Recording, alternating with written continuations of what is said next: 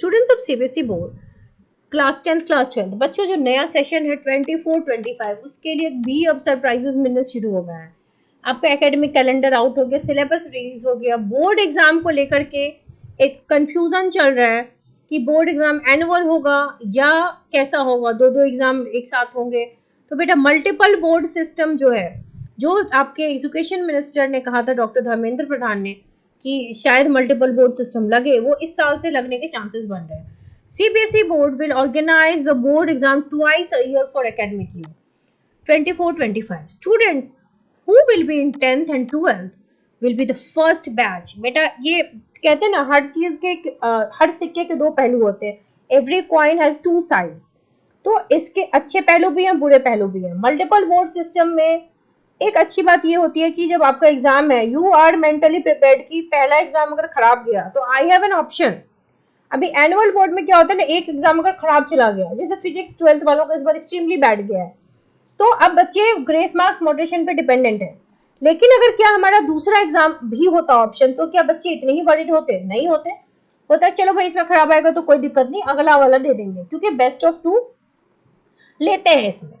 Correct. तो multiple board system का ये तो एक अच्छी बात है कि चलो कैंडिडेट स्टूडेंट्स को उतना टेंशन नहीं होता कि भाई हम फेल हो जाएंगे या फिर हमारी कंपार्टमेंट आ जाएगी। लेकिन ऐसा नहीं हुआ कि अगर 2 बोर्ड सिस्टम है तो बच्चे एक होगा नवंबर में, दूसरा होगा आपका फेब मार्च में। तो नवंबर वाले कोई मिस नहीं करेगा। अगर मिस करेगा तो बच्चों को फिर अफोमो होगा कि भाई मैंने तो दिया नहीं, मेरे दोस्तों ने दे दिया। तो सारे बच्चे देंगे। ठीक है। एक दूसरा फायदा ये भी है कि नवंबर वाले में अगर आपके इनफ स्कोर आ गए 95 जो आपका एक्सपेक्टेशन था, तो आपके पास इनफ टाइम है दिसंबर, जनवरी, फरवरी की आप कोचिंग वगैरह जो कर रहे हो उसको अच्छे से करो, या तैयारी जो अपनी किसी कॉम्पिटिटिव एग्जाम की कर रहे हो तो वो आप अच्छे से कर सको। इसका एक रॉन्ग साइड भी है बेटा। दिक्कत ये है कि अगर मान लो कि आपको पता है कि नवंबर में ही एग्जाम है, अभी तो आप कम से कम मेंटली प्रिपेयर हो कि चलो भाई मार्च में एग्जाम है, फिर फेब मार्च में एग्जाम है, अभी दूर है एग्जाम। लेकिन जब नवंबर होती है ना, तो ऐसा पता है कि 2 एग्जाम है, लेकिन स्ट्रेस बच्चों का बढ़ जाता है अभी से हड़बड़ाहट शुरू कि भाई मुझे नवंबर वाला एग्जाम तो देना ही देना है। ठीक है। अगर ऑप्शन मिल रहा है तो फायदा तो उठाओगे कि नहीं उठाओगे, तो एग्जाम तो फिल करोगे। तो लेकिन फिर अभी से हड़बड़ाहट है ना, घबराहट है, डर है कि भाई ये वाला एग्जाम कैसा होगा। और जो बदलता पैटर्न है ना सीबीएसई का, हर साल कॉम्पिटेंसी बेस्ड क्वेश्चन बढ़ा रहे हैं, क्वेश्चन की डिफिकल्टी लेवल काफी बढ़ गई है। हर साल जो एग्जाम का पैटर्न होता है वो और इन डेप्थ क्वेश्चन की डिमांड करने लगा है। इस बार बच्चे जो क्लास 12 फिजिक्स में थे उनको जेई का क्वेश्चन जैसा लग रहा था, इतना डिफिकल्ट आ गया था। मतलब कहने का मतलब कि इसकी कुछ अच्छी साइड भी है लेकिन कुछ बुरे साइड भी है। Question is becoming difficult day by day. So idea इनका था, यूनियन एजुकेशन मिनिस्टर का किसी इंटरव्यू में बताया था कि बच्चों का स्ट्रेस हम कम करेंगे। सो इफ स्टूडेंट्स अब ये है कि मैंडेट नहीं है आपके लिए दोनों देना। मान लो नवंबर की तैयारी नहीं हो पाई, बहुत घबराहट हो रही है, तो नहीं दोगे, बट फेब में तो फिर दोगे ना। तो वो है कि एंजाइटी हो सकती है इससे बच्चों को। हालांकि इन्होंने ये इसीलिए कहा है कि ऑप्शनल रखा है कि आप दो चाहे ना दो। Ministry official said that first set of 2025 will be held in November December, और जो सेकेंड सेट होगा वो फेब मार्च में होगा, जैसे एनुअल बोर्ड होता है। अब इसमें बेस्ट ऑफ 2 आपको चूज करना पड़ेगा। और फाइनल मेरिट लिस्ट, जैसे जेई के 2 एग्जाम हो जाते हैं उसके बाद ही वो निकालते हैं ना रिजल्ट प्रॉपर, रैंक क्या आई किसकी, तो वैसे ही मेरिट लिस्ट ये दोनों के बाद निकालेगा बेस्ट ऑफ 2 करके। लेकिन हाँ, मैंडेट नहीं है आपके लिए देना दोनों एग्जाम, बट जब ऑप्शन है तो everybody should avail it, isn't it? बिल्कुल अवेल हमको करना चाहिए।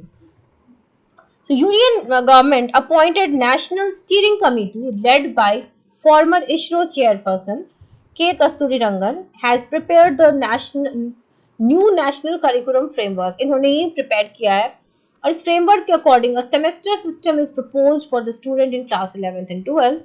Additionally, the ministry released the framework in August last year. ये हुआ था।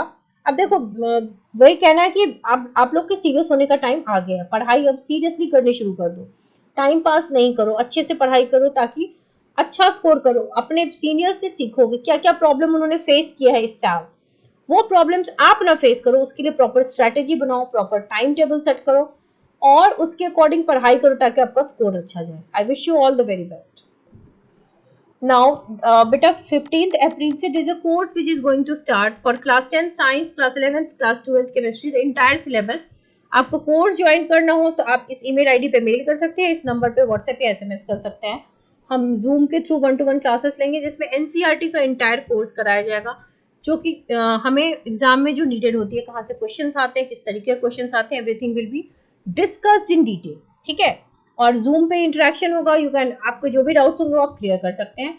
एंड द कोर्स फीस जो होगी वो मंथली चार्जेबल होगी, that is 1000 rupees per month. So wish you all the very best.